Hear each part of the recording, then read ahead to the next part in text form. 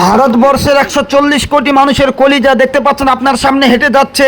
বড় বড় নিউজাররা এয়ারপোর্টে গিয়ে কোনোদিন অপেক্ষা করবে না, কারণ এটা কোরআনের প্রতিযোগিতা হয়েছিল।